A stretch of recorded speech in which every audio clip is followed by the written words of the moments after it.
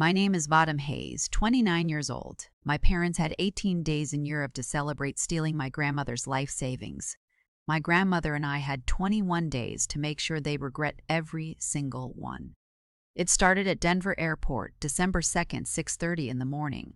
My father looked at my 71-year-old grandmother and said, "I forgot to bring your ticket, just go home." She'd given them $38,000. She'd been packed for weeks. She couldn't sleep the night before because she was too excited. I was supposed to get on that plane with them. Instead, I said 4 words that changed everything. "I'm staying with her." My parents didn't know I'd found their emails 2 weeks earlier. They didn't know I'd seen their plan to put Grandma in a nursing home and take her house. And they definitely didn't know what we were about to do while they drank wine in Paris. Let me take you back to where it all started. 6 weeks before that airport, when my family still looked perfect from the outside. It was mid-October when my parents dropped the bomb at a steakhouse, my mother's favorite place to make announcements. The kind of restaurant where the lighting hides discomfort and the wine list makes people feel obligated to be grateful. My father raised his glass and announced an 18-day trip to Europe, France, Italy, Switzerland, Germany. My grandmother's hand flew to her chest. Genevieve Calloway, Grandma Genny to me, was 71 years old, a retired nurse living alone in the house my grandfather bought in 1985, getting by on Social Security and a modest pension. She'd been widowed for 5 years. "That's why we want you there," said my mother, Camille Hayes, 48, former PR consultant, currently unemployed but would never admit it. "You've worked so hard your whole life, you deserve this. I'm a physical therapist. I'm trained to notice small things, tension in shoulders, micro-expressions people can't control." My mother's smile was tight. Her hand gripped her wine glass just a fraction too hard. As we walked to our cars later, I heard her voice low and urgent to my father. "She'll cover her share, right?" "We can't afford 4 people. My stomach dropped. 2 weeks later at Grandma's house, she showed me a thick folder, printouts of the Eiffel Tower, the Colosseum, the Swiss Alps, all highlighted in yellow marker. But when I asked carefully about costs, she said my mother had told her it was $15,000 per person. That was nearly a year of careful budgeting for a woman on Social Security. The next week, I stopped by unannounced and found her filling out a wire transfer form for $30,000. A week after that, a cashier's check for $8,000 memo line. Travel expenses.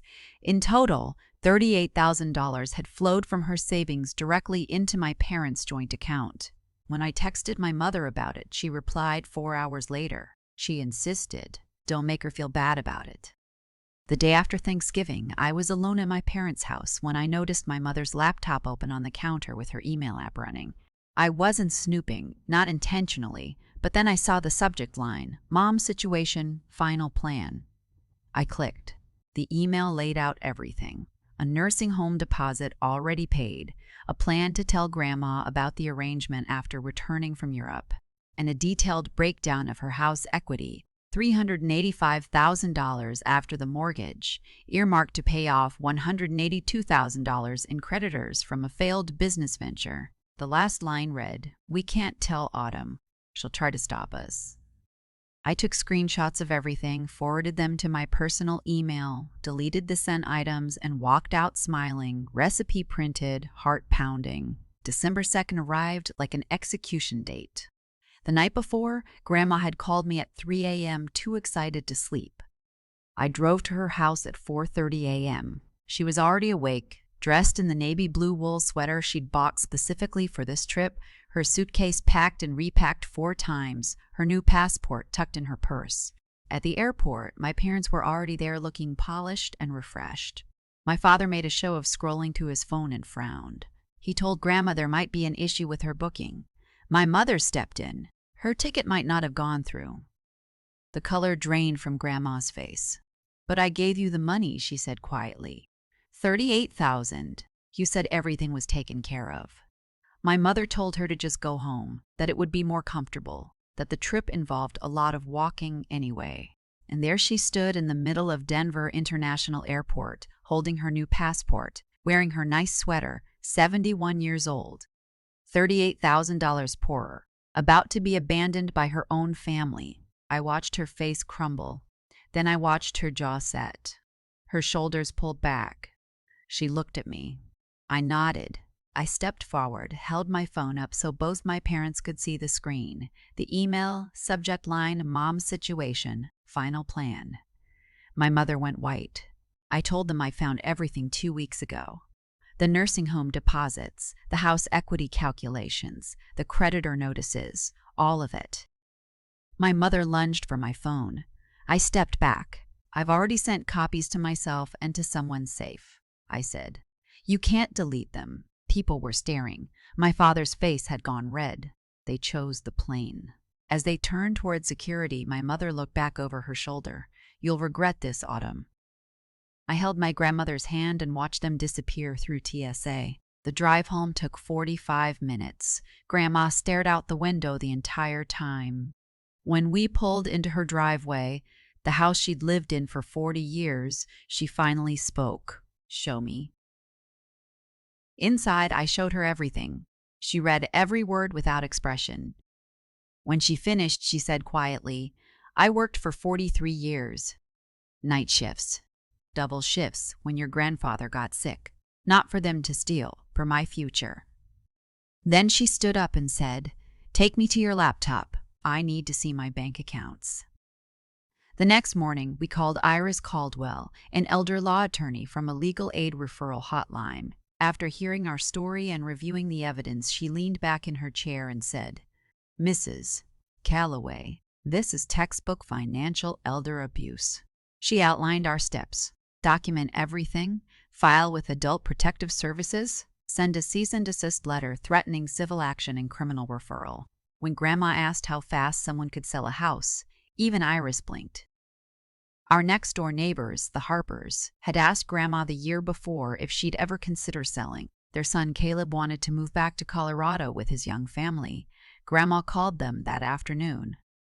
Tom Harper didn't ask questions. Sunday morning, the whole family came over. They offered $515,000, all cash, no contingencies, closing in 10 to 12 days. Done, Grandma said, and signed right there at her kitchen table. The next week moved fast. Adult Protective Services filed a report. A caseworker named Marcus Webb reviewed all documentation and told us, This is one of the clearest cases I've seen.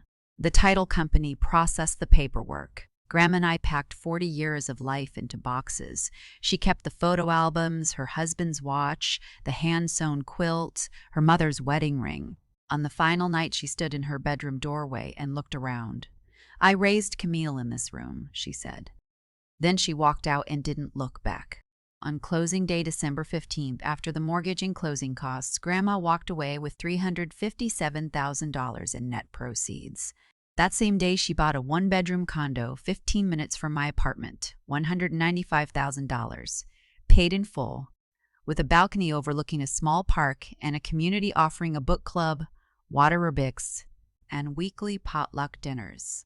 She set aside $38,000 in a separate account for restitution. Then she established an irrevocable trust with the remaining funds, structured so the principal was completely untouchable, even if someone tried to manipulate her again. When my parents returned from Europe and discovered strangers living in the house they'd counted on, my father called in a rage.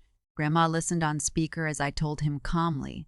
She'd sold it, closed on the 15th, paid cash for a condo, and she was doing great. 2 certified letters from Iris were already waiting at their house.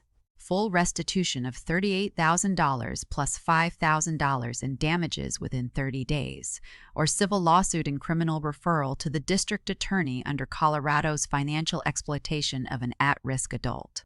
Statutes.